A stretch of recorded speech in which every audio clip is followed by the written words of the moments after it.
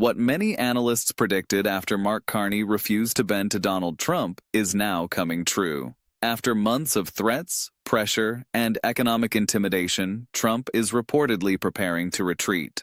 According to major international reporting, the U.S. president is considering rolling back his steel and aluminum tariffs on Canada. These are the same tariffs he once called essential, the same tariffs he claimed were making America stronger, the same tariffs he used to pressure Ottawa. Now, they are becoming politically and economically indefensible, and Trump is being forced to back down. This is not a tactical adjustment. It is a public admission of failure. According to the Financial Times and confirmed by government sources, the White House is exploring ways to retreat from its metal tariffs as public approval declines and economic pressure mounts. This is happening because the policy failed and because Canada did not surrender. When asked directly about the report, White House officials dismissed it as baseless speculation, but an official told Global News that Trump's tariff agenda is nimble and nuanced, suggesting there is wiggle room. That language is significant. When governments describe reversals as flexibility,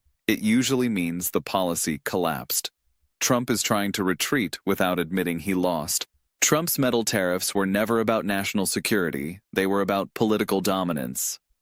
During the summer, he raised tariffs on Canadian steel and aluminum to 50% and expanded them to consumer goods, including household appliances. He framed these measures as protection. He promised they would strengthen American industry. He claimed foreign countries would pay the price. None of that turned out to be true. Instead, costs surged inside the United States. Businesses struggled. Consumers paid more. Supply chains were disrupted. Independent research quickly dismantled Trump's claims. The Federal Reserve Bank of New York found that nearly 90% of the economic burden of tariffs fell on American firms and consumers. In other words, Americans were paying for Trump's toughness. Not Canada, not foreign exporters, American families, American workers, American businesses. Economists across the political spectrum reached the same conclusion. Tariffs functioned as taxes on domestic consumption. They weakened competitiveness. They reduced investment. They slowed growth. Trump's signature policy became an economic liability. The data was clear. The burden was measurable. The damage was documented. The impact on specific industries revealed the scale of the miscalculation. American manufacturers that rely on Canadian steel faced immediate cost increases. Automakers in Michigan and Ohio saw production costs rise without corresponding benefits. Appliance manufacturers struggled to absorb higher input costs while remaining competitive. Construction projects delayed equipment purchases. Small fabrication shops operated on thinner margins. These were not abstract statistics. These were jobs, contracts, and businesses operating in states Trump needs politically. Even as evidence mounted, Trump refused to admit failure. He repeatedly claimed that Americans were gaining tremendously. He dismissed data. He contradicted economists. He minimized business complaints. When confronted directly during interviews, he denied that consumers were paying higher costs. Asked specifically whether Americans were bearing the tariff burden, Trump responded that they might be paying something. But when considering the overall impact, Americans were gaining tremendously. The denial was explicit. The contradiction was documented. This denial was not accidental. It was political. Acknowledging failure would have meant admitting that his core economic message was wrong, so he doubled down until he ran out of room. By early this year, the political consequences became unavoidable. Rising prices contributed to an affordability crisis in the U.S. Trump's approval ratings dropped significantly. Polling showed declining confidence in his economic management, particularly among independent voters and swing state constituencies. The tariff issue became a vulnerability that opposition campaigns exploited relentlessly. Business leaders turned openly critical. Republican lawmakers grew uneasy. With midterm elections approaching in November, the tariff policy became a liability rather than an asset. Trump now faced a choice: continue a failing policy and lose politically, or retreat and admit defeat. Reports suggest he is choosing retreat. This reversal did not happen in isolation. It happened because Canada refused to panic. Under Mark Carney, Ottawa rejected reactive politics. Instead, it pursued diversification. It strengthened trade relationships with Europe and Asia. It reduced dependence on Washington. It built economic resilience. It invested in long-term credibility. The strategy was methodical. Canada accelerated implementation of the Comprehensive Economic and Trade Agreement with the European Union. It deepened partnerships with Asian markets. It positioned itself as a stable alternative to volatile American policy. Each new trade corridor reduced Washington's leverage. Each diversified relationship made Canadian exports less dependent on U.S. market access. This was not improvisation. This was calculated strategic positioning. While Trump relied on pressure, Carney built options. While Trump escalated, Carney stabilized. While Trump threatened, Carney diversified. As a result, Canada was never forced to surrender. Trump's leverage evaporated. The timeline matters. Trump imposed tariffs expecting quick capitulation. He believed economic pain would force Canada to accept unfavorable terms. But Canada did not react the way Trump expected. Instead of rushing to negotiate under duress, Ottawa methodically expanded trade corridors elsewhere. Instead of appearing desperate, Canada appeared stable. Instead of losing credibility, Canada gained it.